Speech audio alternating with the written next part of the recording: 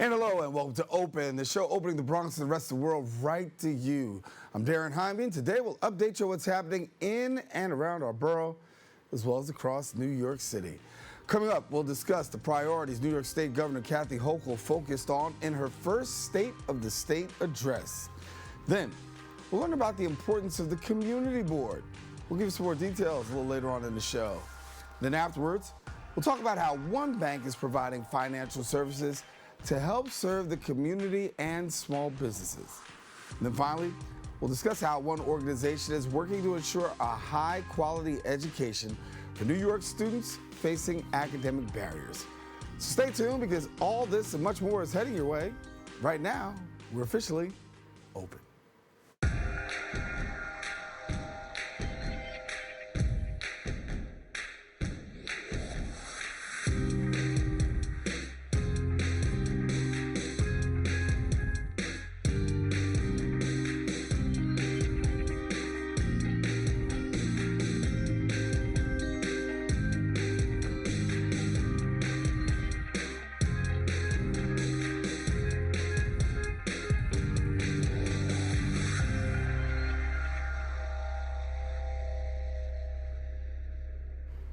And hello, everyone. I am Daren Jaime. You're now watching Open, a live program bringing the Bronx and New York City straight to you. We also want to welcome our viewers to Manhattan Neighborhood Network, as Open is being broadcast simultaneously on MNN's channels. You can stay connected to us on all social media platforms at BronxNet TV. Well, some things have been going on through the course of the past week. We'll take you through it with some Bronx updates.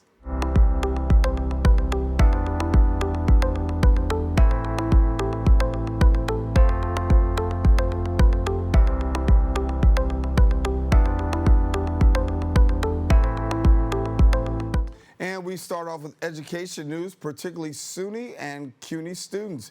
New York State Governor Kathy Hochul pitched a 3% annual tuition increase for in-state SUNY and CUNY students and hikes of up to 6% at the state's flagship universities in Albany, Buffalo, Binghamton, and Stony Brook. Now, the governor's proposed hikes come as CUNY's buildings are in dire need of repairs. School administrators have requested funding to address what they say is billions of dollars in deferred maintenance at the system's roughly 300 buildings. Students at many CUNY campuses have in recent years reported heat outages, broken toilets, and crumbling infrastructure. The increases proposed by Governor Hochul would mean students will pay roughly $144 to $424 more for tuition next year. Now, the increases would go into effect next fall. In other news, Councilmember Kevin Riley hosted a wellness support for families of children with special needs at the Northeast YMCA. Our BronxNet reporter, Carrie Moody, was on the scene. My Time Inc. is here at Northeast YMCA in the Bronx. Their mission is set on supporting, connecting, and providing resources for parents with special need children such as autism. My Time Inc., a very special place to be for parents of children with autism and other special needs. Brett Scudder is the founder of the Scudder Intervention Services Foundation and the Suicide Institute.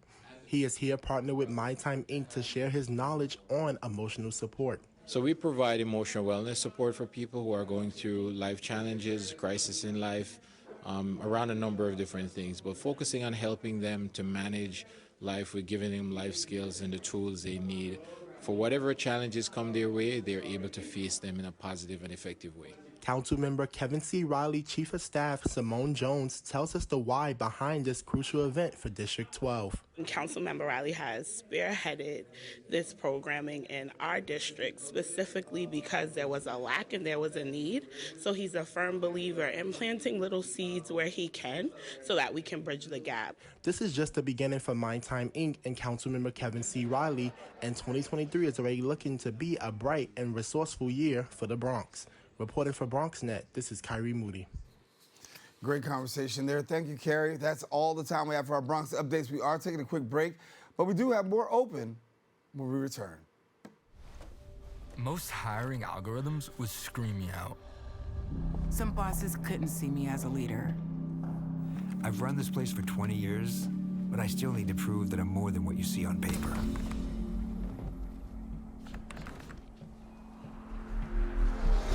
I've been running code as long as I've been able to reach a keyboard. This is what I do. It's second nature for me, coordinating 100 details at once. It's the way my mind works. I have a very mechanical brain. I sold them on my skills. You gotta be so good they can't ignore you. My magic is Analytics and empathy. That's how I get clients. You have to have the confidence in yourself to show up and defy the odds. I am more than who I am on paper. I never got a college degree. And today, I'm the CEO of my own company. People want to tell me I'm one in a million, when actually I'm one of millions. Stars are all around us. It's time for them to shine.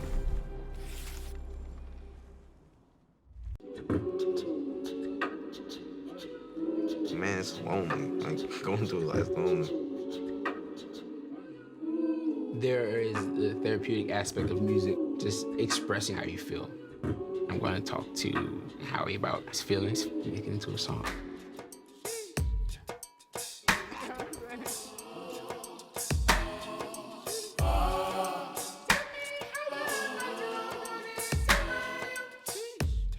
STEM is everywhere, like here, behind the scenes of The Walking Dead. When we break down clothes, we tumble it with trisodium phosphate, rock salt, and dish detergent.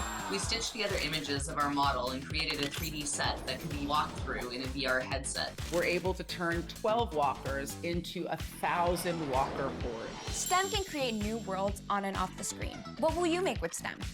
Get inspired at SheCanSTEM.com. And welcome back. New York Governor Kathy Hochul held her first State of the State address, which laid out her top priorities this season. The governor vowed to work with the legislature even as lawmakers are working to derail her nominee for chief judge. Joining us to tell us more details, we've got the associate editorial page editor at the New York Post, Michael Benjamin. And Michael, good to have you back, and Happy New Year to you. Happy to you. It's always a pleasure. Let's get right into it. Your assessment of the governor's State of the State address, given the fact that she hasn't had many, huh? No, I believe it was her second, her first as the elected governor of the state of New York. She didn't cover a lot of issues. I mean, she only covered the ones she thought was important. The most important thing for voters in New York was the fact that she led off with crime, which means that she understood the message that was sent to her during the last the November election, where Lee Zeldin, the Republican who ran on a crime and public safety platform, really gave her a run for her money and came very close, to defeating her. And then there were those 4 congressional seats that were lost to Republicans. The Democrats thought they had sewn up. Then you had a couple of Republican victories in New York City, in Brooklyn and Staten Island that were unexpected. And so I think she got the message. It's about public safety, fighting crime, and not letting recidivists back on the street. And when we talk about this, obviously bail reform is really huge, and the governor's speaking to that. When you look at the bail modification that she's proposing, I know that there's some people who aren't pleased. They want to see more. But when we look at what she's put out there, your thoughts? Well, the Post wants to see more. I mean, we've been beating the drum and showing that the current bail reform has been a bit of a disaster for New Yorkers, for crime victims. You have so many recidivists who are committing the same crime, whether it's shoplifting or it's gun crimes. It's young people who are, who seem to have taken the lenient sentences and possibly of being in family court as a license to go and create mayhem. These are the same reforms she proposed last year that were rejected by the state legislature, by the Assembly and the Senate. And, Speaker Carl Hastie, who's a Bronx assemblyman and leads the New York State Assembly, he's opposed to making any further tweaking of the bail law or raise the age or any of the criminal justice reforms that have not, worked out, in our view, and the view of many, to the benefit of New Yorkers, particularly those who are, crime victims, whether it's an individual, a family, a mother, a child, an adult, or it's a business that has seen rampant rise in shoplifting. And then, it's the same offender gets released again, and then he or she is doing it, once more. Yeah. I want to turn our attention now, talk a little bit about housing for those who are in New York City. The governor's making a proposal 3-year goal of increasing the housing stock in downstate communities by 3% over the 3 years compared to 1% over the rest of the state. We have a problem here, Mike. I mean, we got more people leaving New York than ever before, but at the same time, we've also got a housing crisis. How do you assess the governor's plan to deal with the housing crisis? Well, the governor's plan is sort of out of Field of Dreams, build it and they will come. She's also insisting that New York State has a housing worker mismatch, where we have too many workers looking for housing and too little housing. And her proposal is, over the course of 3 to 5 years, is building more housing. I believe over a decade, 800,000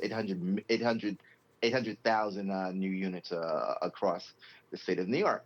You know, yes, we do need affordable housing. We do need more housing, but part of the lack of incentives for housing developers to build in New York is, the rent laws.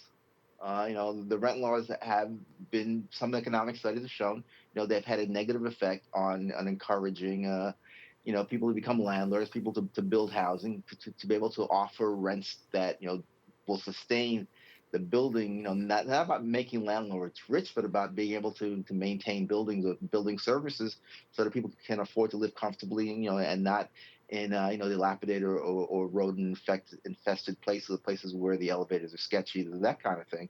And you need to be able to have she's not addressing that. She's not addressing the rent laws and how maybe they need to be changed or tweaked so that not only with tax credits or other kinds of financial incentives for developers to build in New York City. And in upstate New York, I think they have a mismatch of housing versus workers. People have not been locating in upstate New York because manufacturing has fallen. And so people are actually leaving the state of New York. They're leaving upstate New York for places elsewhere. New York City has been a magnet for generations of immigrants from around the world, and that continues to be the case. And that's why you haven't seen our population fall, and that's why you're seeing, like record numbers of job openings of people that come to work and live in New York City. Her plan to build housing is to help out the commercial real estate folks by making it smoother and easier to convert commercial office buildings into residential spaces. So she has a plan to do that. She wants higher density housing in some suburban communities, and her plan is to encourage those communities, particularly those that have Metro North or LIRR stations, to build within a half a mile multifamily higher density housing that suburban communities have long resisted. They like being single family, 2-family neighborhoods that's low scale, and there aren't a lot of people. Yeah. In the past, yes, that may have been used to keep blacks and other minorities out of certain neighborhoods, but because those years have changed and people who have all colors are sort of living in suburbs, they like the low density, they like the single family homes, and they're not eager to recreate what they left in New York City and in Brooklyn, the Bronx, or in Buffalo. They want to live in their view, lower density and fewer people and less, conflict that can come with multi-story dwelling. Yeah. But she's pushing that around the state, and she wants to change the zoning codes for those municipalities that don't want to make those changes. Well, Mike, you talk about black and brown communities, but when we talk about black and brown communities, she raised eyebrows and also got the lean-in from some people with regards to her proposal when it comes to minimum wage, raising the minimum wage, and the fact that we're dealing with inflation, dealing with rising inflation costs. One way to counter that is raising the minimum wage. Talk to me about where we see this going. Is this just a goodwill gesture, or is this going to fall on deaf ears? No, she's serious, and she's trying to win over the progressives and the left in the state legislature. As you know, the $15 an hour state minimum wage is now statewide. I believe beginning January 1st, other parts of upstate New York went up $1, and they're very close to getting the $15. New York City is already $15 an hour minimum wage. She now wants to index minimum wage to inflation. So as inflation goes up, the minimum wage itself would also rise in an effort to try to keep up with inflation and the costs. The New York Post is not our editorial board is not happy with that kind of proposal, because it's something that's been proposed, for years about indexing the minimum wage to inflation. As the cost of doing business goes up, so will wages, and that can have a negative effect, negative economic pressure on certain businesses. They may wind up having to let go of workers rather than expanding their workforce because of a higher minimum wage for entry-level workers. I understand the governor's sentiment. When I was a kid and my first job out of college paid $3.25 an hour, but that was the minimum wage back then, and we managed, to make do. $15 an hour is thought to be a living wage in New York, and now she wants to make it higher with inflation. But inflation is also tends to be cyclical and transitory. This level of inflation is showing signs of tapering off and lowering probably within the next year or two. We'll see what the legislature does with a proposal to index the minimum wage to inflation. Yeah. I think it's something they'll probably want to support and probably will support, and you'll probably see it in this year's budget, which makes her announcement about her budget in about a week or two. I want to get your take on Hector LaSalle, who is her choice for chief judge. Obviously, a lot of contention right within the party when it comes to Hector LaSalle. Please bring our viewers up to speed as to who he is, what the controversy is about, and then your perspective. Yes.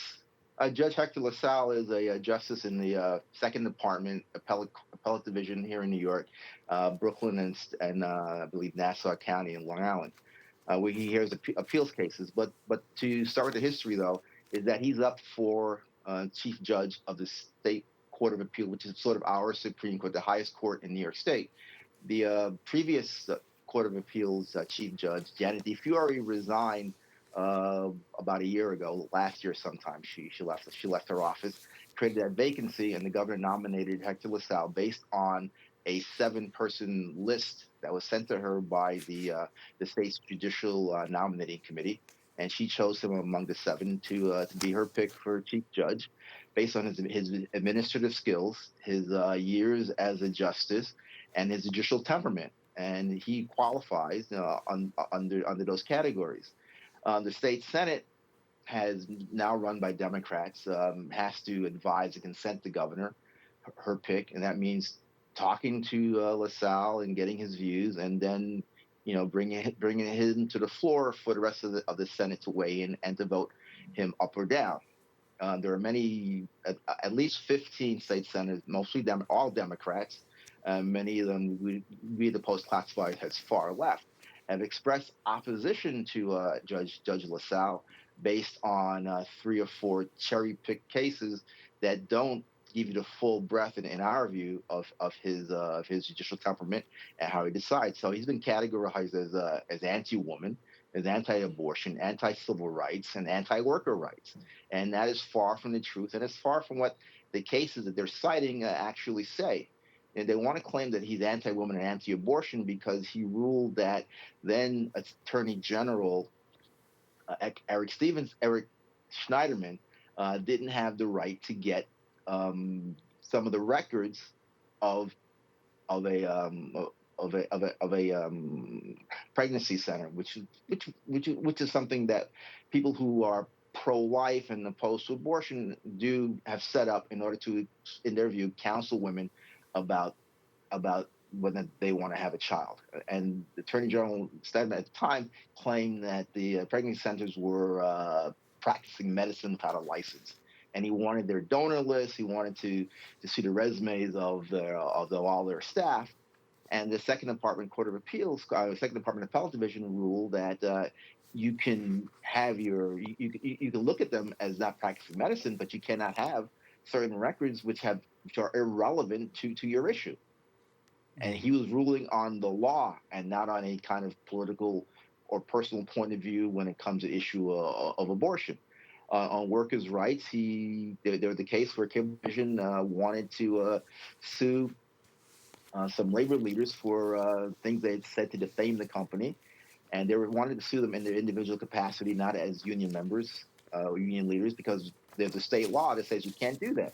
And LaSalle said, yeah, under the state law, you can't sue them for being union members and for expressing their opinion as such, but you can take them to court and as individuals. Right. And so labor angry at that, and so they've been convinced. They've been talking to the state senators, telling them, well, this guy's anti-labor because of this one decision. I mean, the guy comes from a union household. His mom and dad are union members on Long Island. So, he's a Puerto Rican American. I don't want to cut you, but I got to get out of here. The question is, does he get in? Does he not get in?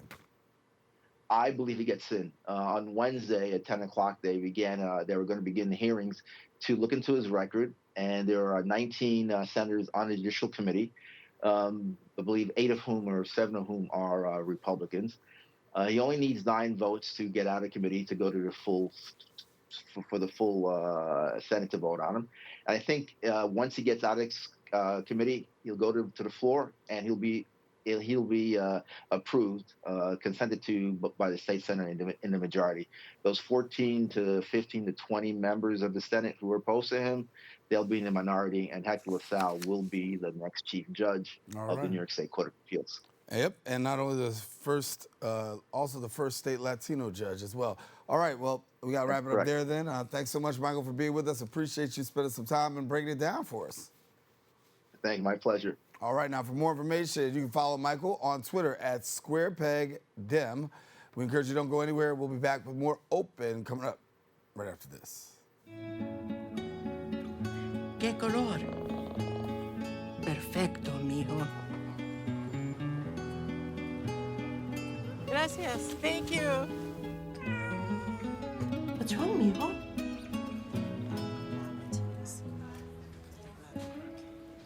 Donating to a pet's medical care is one of the many ways you can help families in your community. Pets and people belong together. Learn more at petsandpeopletogether.org. Dear moms and dads, what you have achieved here today is going to help us and our futures. It is why we are coming up on stage to collect your diplomas. You know it's true. Mom, we love you always. Everything I do. When you graduate, they graduate. Visit finishyourdiploma.org to find free and supportive adult education centers near you. Every day, thousands of kids start vaping. And I can't let this happen to my kid. Of course, it's awkward to talk to your kids about the dangers of vaping. Hey, bestie, how's sketches, baby? It's hard to get their attention. Ready? Go. Yes, look at that.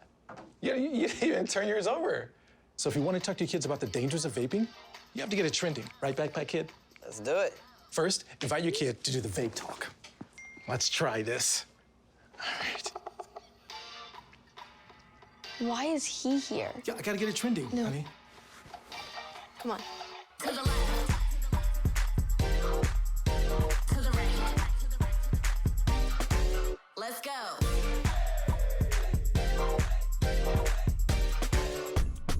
Oh, honey, can we talk? Yeah, what's up? I see a lot of your friends vaping. Visit talkaboutVaping.org for tips on when and how to have the vape talk. Even though we didn't grow up together, he's my favorite brother. Hey, sis. I'm the baby of the family, and he's the gentle giant. What you know about Port Georgia? Man, please, that's a classic. You know when they say people are a rare breed? Yeah, he's that. I'm sorry, I'll be back in a few hours. Don't worry, Shug, you know I'm for you. I know. Go get the football. That was my favorite memory. He was always for ya. This is a true story of me, Bridget Floyd, and this guy, George Perry Floyd Jr., my big brother.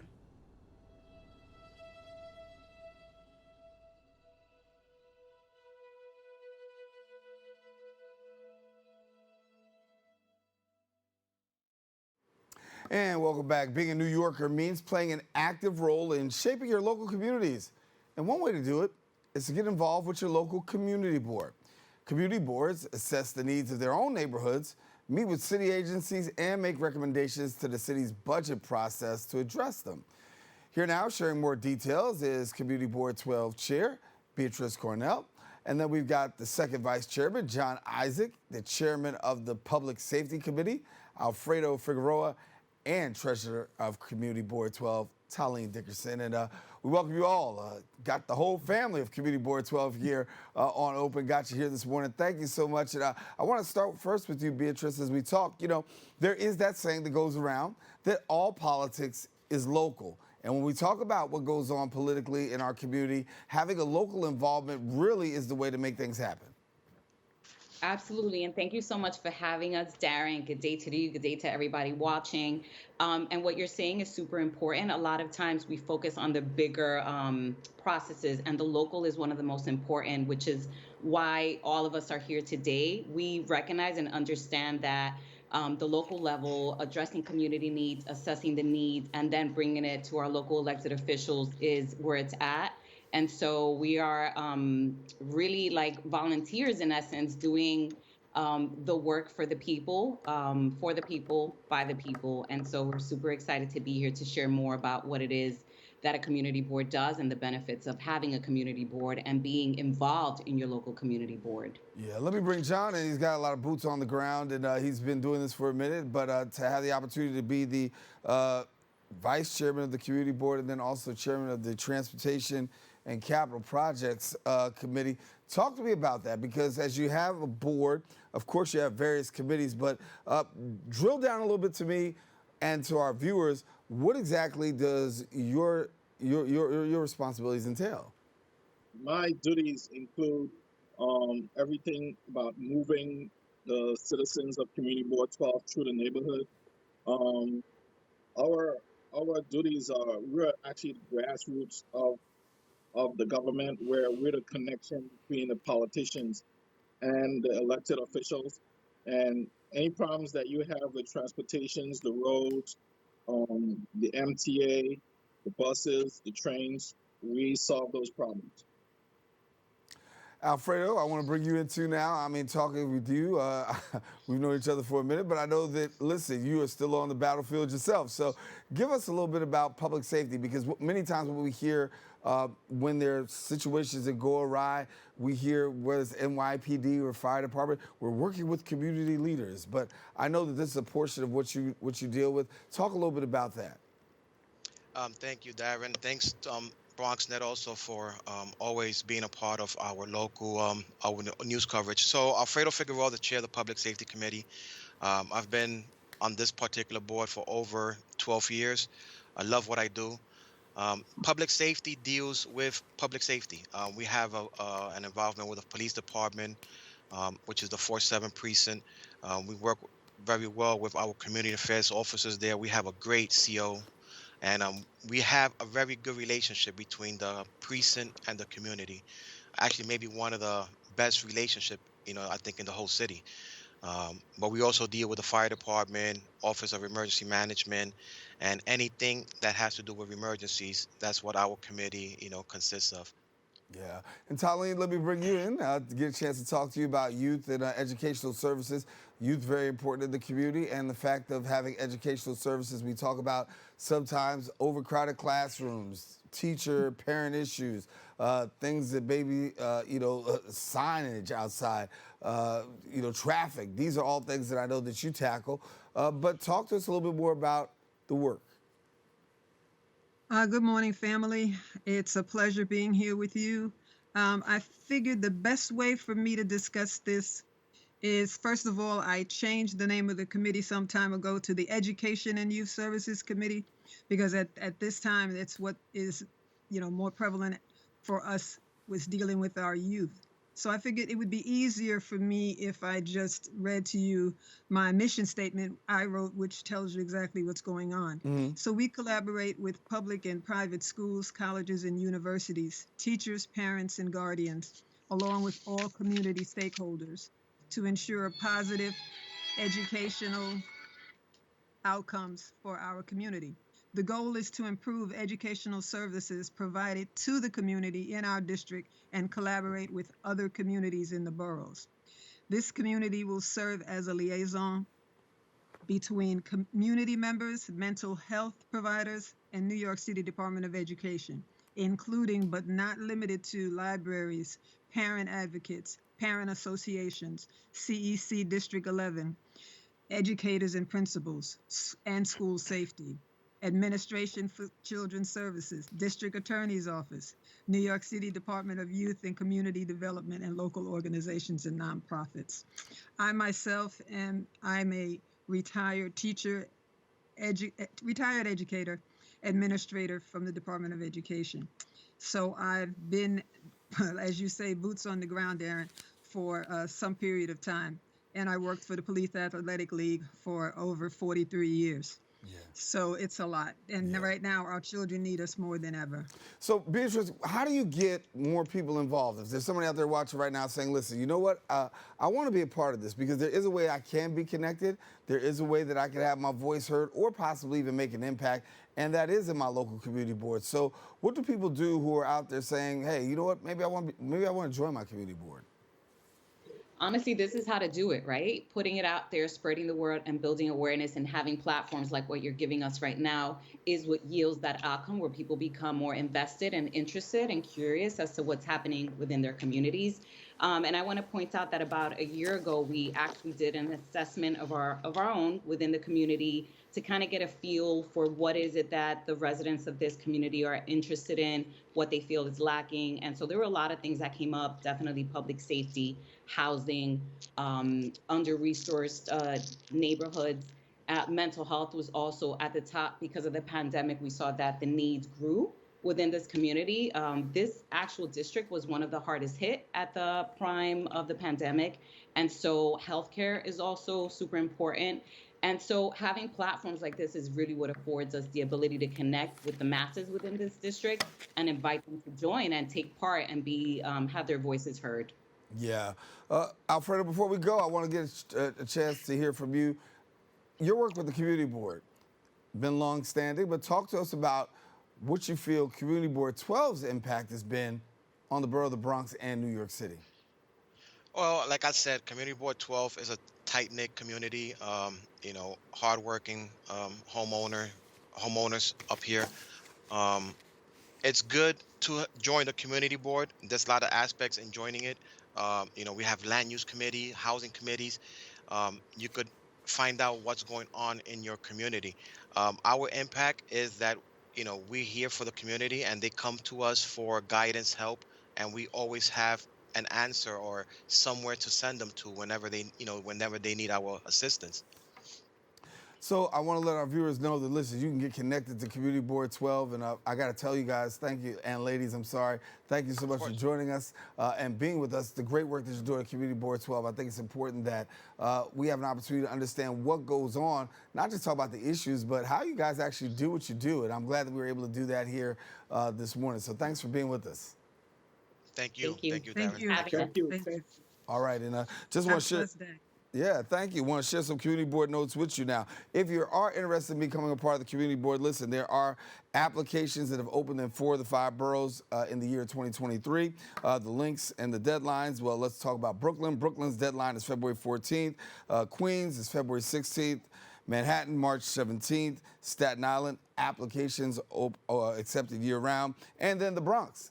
Applications are to open soon. 59 boards across New York City. And guess what? You just met one, Community Board number 12. Now, if you want more information, visit their website, nyc.gov/BronxCB12.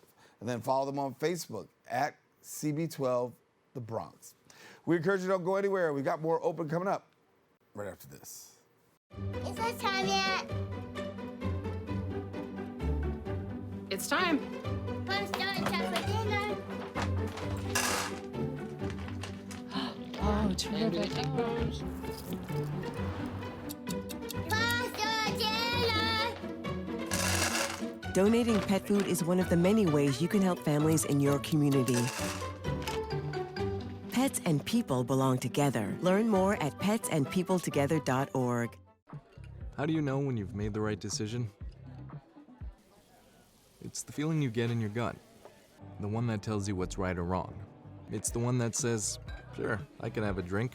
Or the feeling that says, okay, I've been drinking. Now what? It's the voice inside you that says, I'm buzzed. Better leave the car when it's time to go. Plan ahead. Catch a sober ride. Buzz driving is drunk driving.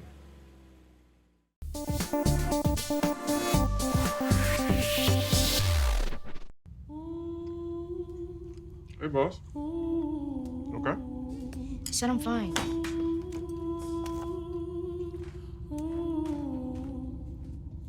Put me to bed, see you in the morning. With the frosted Superman, but it wasn't on it. And we lost it. You can talk to me. It's been really, really hard for me.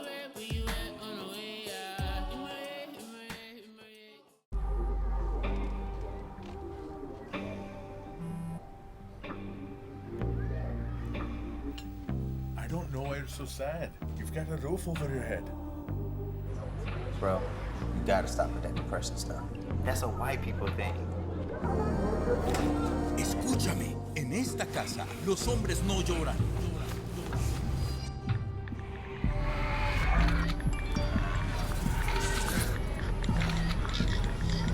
You all right? It just feels like it's coming from everywhere. Do you want to talk about it? Thanks for hearing me out, bro. Appreciate it. You can talk to me if you're feeling sad. Whenever you need to talk, I'm here, okay?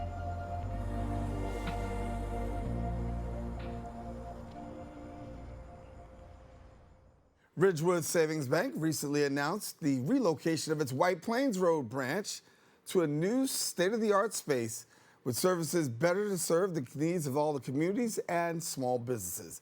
Join us now to share more. We've got the branch manager of Ridgewood Savings Bank, Janice C. Martin. And Janice, good to have you.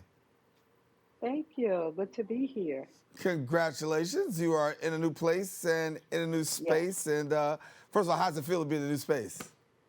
Oh, we are absolutely thrilled to be in this new place. It's a new state-of-the-art branch, and we just absolutely love it. Yeah. And so we talk about the branch, obviously, an opportunity to enhance services, right? And so as you're at Ridgewood, talk a little bit about how this new location helps to enhance the services that you provide to the community. Well, we have been in the community since 2006. So it's a little bit over 16 years that we've been here. And we have been providing services to the residents of the White Plains Road area. We are in an underbanked community. So this makes it really special for us to provide the services to the residents of this community. So yes, we are really excited that we're still here. Yeah, and if our viewers want to know, we're talking about 3951 White Plains Road. That's where Ridgewood is located, the new location, and an opportunity for people to be able to come on in and take part. I want to talk about the branch itself because Ridgewood does a great job of really connecting with the community and also taking care of small business. So from your perspective as that branch manager, how do you see things? Mm-hmm. Well, things are really looking up, and we are really happy that we are here and we are connecting with small business owners. Daren, Ridgewood has been around for over 100 years, and it was founded by local community owners, business owners. So it's very important for us to continue this focus on our small business owners, and which makes it even more special for us. Yeah. And recently known as a top regional bank. What's that like for you to be known as a top regional bank? Listen, it's all happiness around because we really provide the services not only to community members. We are actually in the community. We're there. We are letting people know about us. We just don't sit in our branch and just wait for people to come in. We get out there, we roll our sleeves up, we participate in the community, we donate to really special cause, we get into the schools, we teach financial literacy, we volunteer time, we give seminars to our seniors, we raise red flags, let them know what's out there, and anything that has to do with elderly fraud and elderly abuse. So it's very important that we do these things. So to be known as the top bank, it's really, really great. Yeah, and I know it's got to be a great opportunity for not just yourself, but also for your staff. What's that like, having a staff know that, hey, we're a top regional bank? Well, you know what it is, Darren. We live in a time where human interaction and the social pragmatic skills that comes with it, it's sort of on the wane. But Ridgewood, I have to say, Darren, is the antidote to that. We want our customers to be at ease. We want when they walk into our branch, they're met and given that human interaction. So we have a team of trained professionals here to help them with that and to give them that, interaction that so many, especially our seniors, crave. Yeah.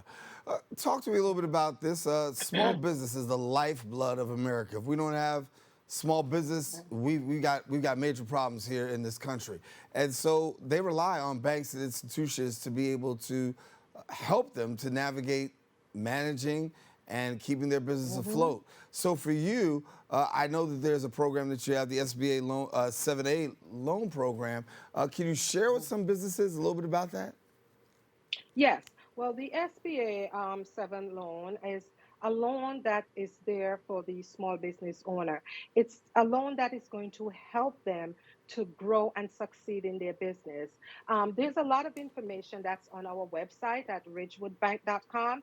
This loan will help them to either get another location, to help with capital, to even purchase new furniture, anything that's going to allow our small business to thrive and to grow. So this is something that is really beneficial, and we're really happy to offer this type of product to our small business owners. Yeah. And for yourself, obviously, what's it been like? Because, before COVID, things were a certain type of way. Then we had COVID, and now we're on the other side of it. I won't say that we're out, but I'll say that we're on the other side mostly. What's it been like for you at the bank, trying to navigate and get back to a sense of who you were and what the new normal is going to be? Well, in COVID, we never stopped working. We are a community bank. And one of the things I always say, if we are in the community, we have to be a part of the community. So we were always here for our customers. We have adjusted some things. We have introduced appointment banking, which have our customers make appointments. So we set aside that time for them. So we have made a lot of strides in order to continue to provide that service to our customers in the community.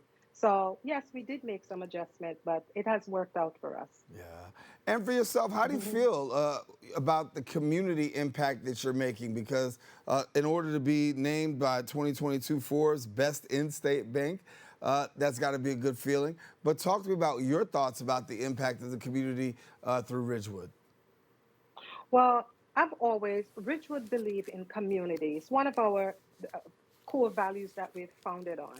And I work for Ridgewood, and I love the fact that they have always put community at the forefront of everything that they have been doing. I get out there, I join local community groups, I listen to people at these group meetings, listen to the community, what they want, feedback is very important for us to really make a change in the community. So I'm associated with the NAACP, the NCNW, and other various local community groups, which is really great. And it's a really good feeling for me to go out there, get out in the community, provide services for our youth. As I've mentioned before, that we have done a lot of financial education with these youths. We have supported various organizations with their backpack events.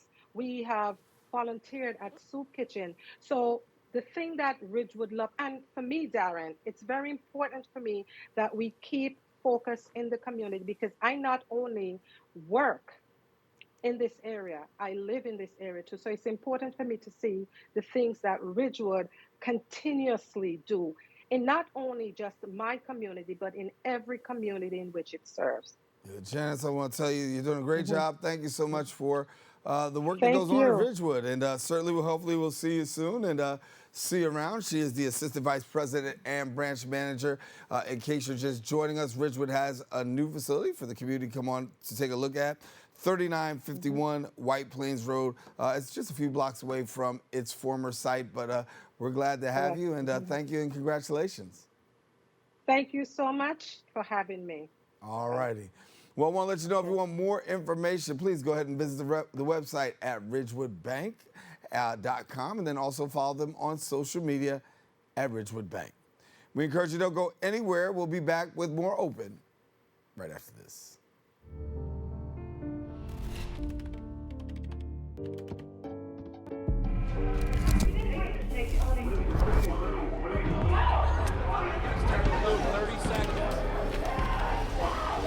I'm an ex-drug dealer, and I'll be your sub today.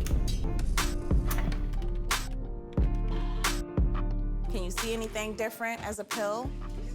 No. You don't know? Fentanyl is being mixed into everything now. There's only one thing that will save somebody's life. That is naloxone nasal spray. Fentanyl, it's cheap, it's potent, and it's profitable. Why would drug dealers put a lethal dose of fentanyl in drugs if they know it's so harmful? Really just all about the money. I just didn't realize that one pill could change your whole life. More kids should know.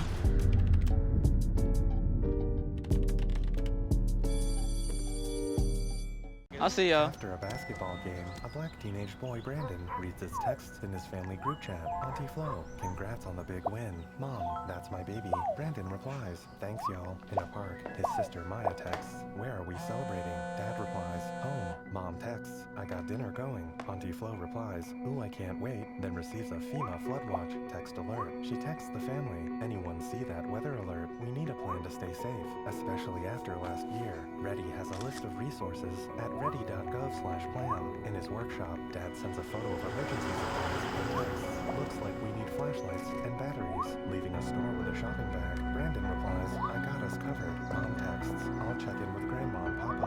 Maya texts, thanks Auntie, feeling good about this plan. I got some batteries and 2 flashlights. What's up, champ? I feel like you get taller every time I see you. Congratulations, Brandon.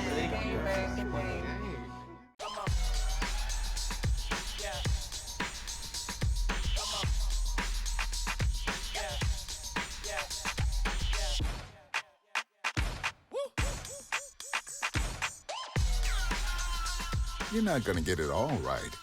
Just make sure you nail the big stuff, like making sure your kids are in the right seat for their age and size. Get it right at nhtsa.gov/the-right-seat. Every day, thousands of kids start vaping. And I can't let this happen to my kid. Of course, it's awkward to talk to your kids about the dangers of vaping. Hey, bestie, how's sketches? Ready? It's hard to get their attention. Ready? Go. Yes, look at that. You even turn yours over. So if you want to talk to your kids about the dangers of vaping, you have to get it trending. Right, Backpack Kid? Let's do it. First, invite your kid to do the vape talk. Let's try this. All right. Why is he here? Yeah, I gotta get it trending, honey. Come on. To the left. To the right. Let's go.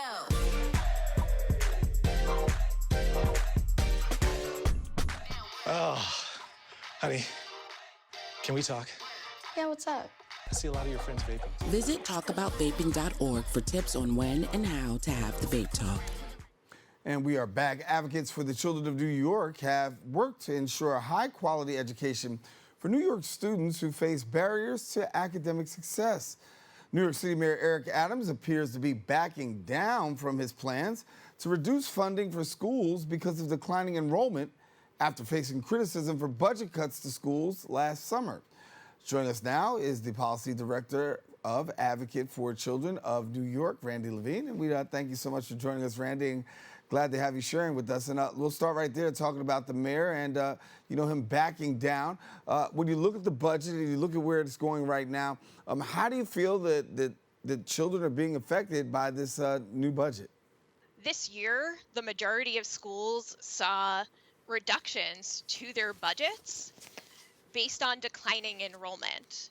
And this year, the city did invest $160 million in federal COVID-19 relief funding so that schools wouldn't see as significant of a reduction in their budgets as they otherwise would have, and also made some adjustments mid-year.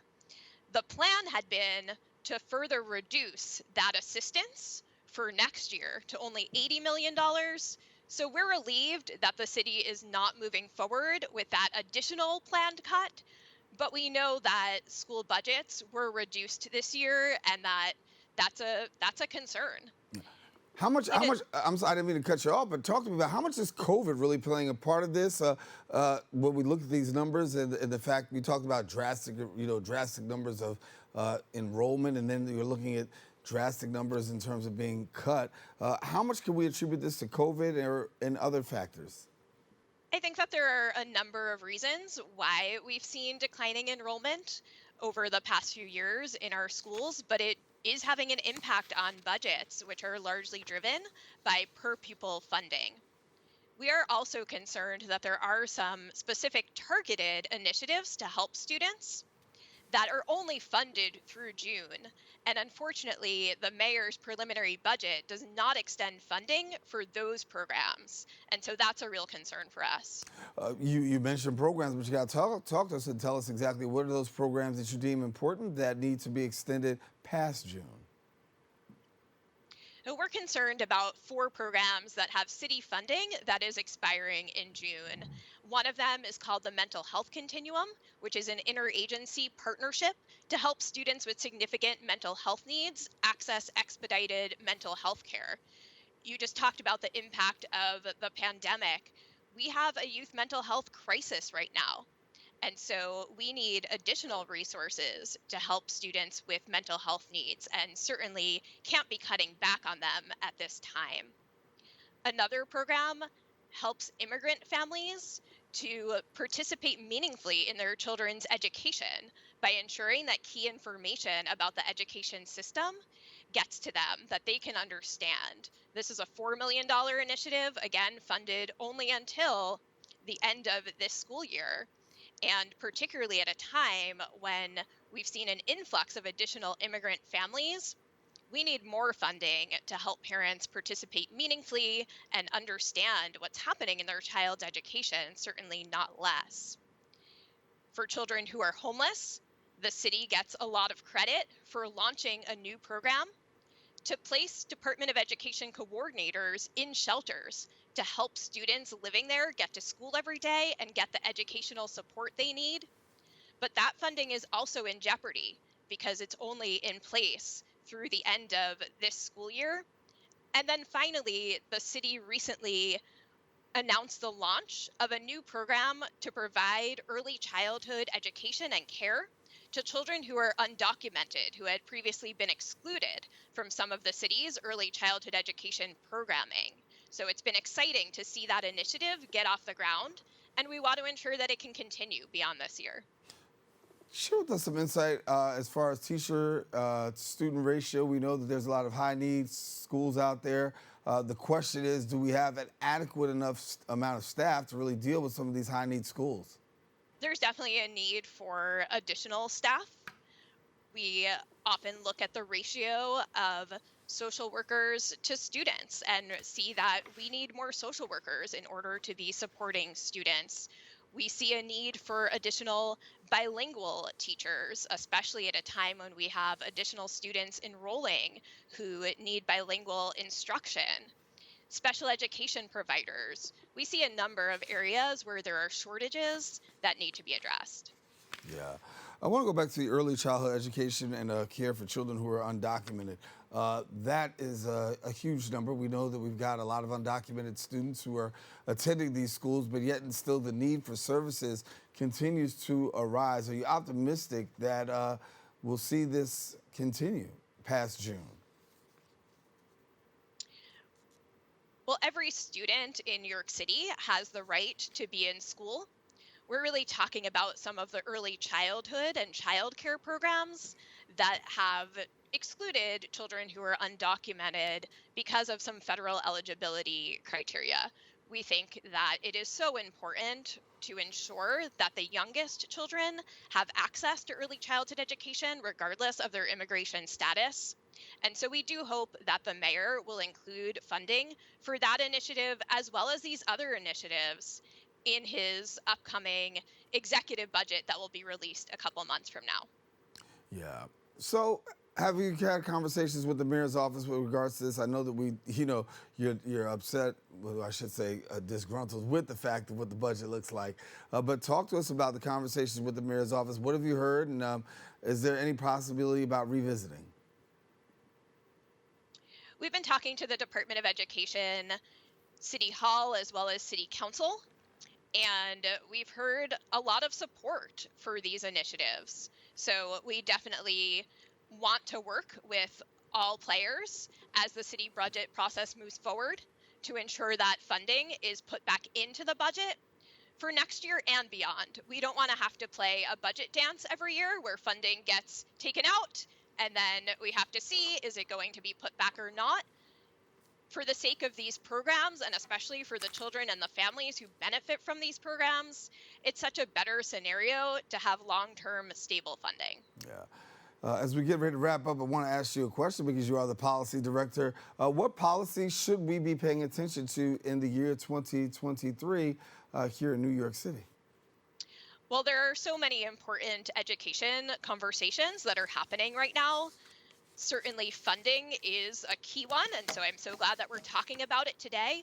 Both this year's budget as well as looking ahead to a point where we have a situation where many education initiatives are funded through one-time federal COVID-19 federal stimulus funding that is going to expire. And so we need to start thinking about how we're going to continue funding important initiatives that are helping children. Things like social workers, bilingual programs, support for students with dyslexia, and many more initiatives. Beyond looking at those specific funding issues, we have been encouraged that the mayor and the chancellor have talked a lot about the need to really transform the way that we teach reading in New York City. And we think the time is ripe to make those changes. Advocates for Children gets calls every year from families who are looking for more support for their children to learn to read and can't find it within the public school system. And there are many other examples from mental health needs, special education support, more support for English language learners, students in foster care, students who are homeless, and the list goes on. So there are many issues we'll be paying attention to in the coming months. Well, Randi, Levine, we thank you for being with us, and certainly great information being shared here, and certainly we'll continue to follow this here on Open. Thanks for being with us. Thanks for having me. All righty. Well, for more information, you can visit their website at advocatesforchildren.org, and then follow them on Instagram and Twitter at AFC New York. We've come to the end of our show today. I want to thank all of our guests for joining us and you, the viewer, for tuning in. If you missed any part of today's show, you can catch the recablecast on Optimum's Channel 67, Verizon Files, that'll be Channel 2133, or anytime on the web at bronxnet.org.